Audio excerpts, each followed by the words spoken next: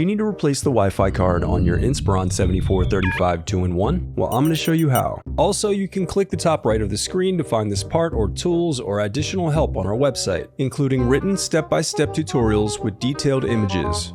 Now that that's out of the way, let's jump into it. First, unscrew the bottom base cover. Then use a plastic scribe to pry apart and remove the bottom base cover.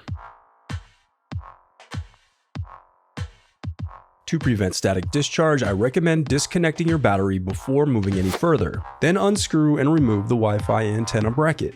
Next, disconnect the antenna cable. Now slide out the Wi-Fi card.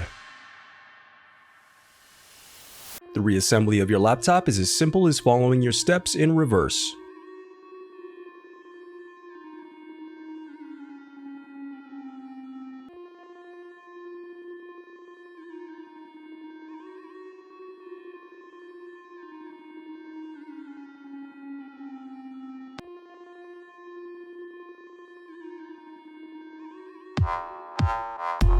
If you still need help, you can visit partspeople.com and view printable DIY instructions to help you along the way. We also have playlists of thousands of Dell tutorials for hundreds of different models, so keep checking back.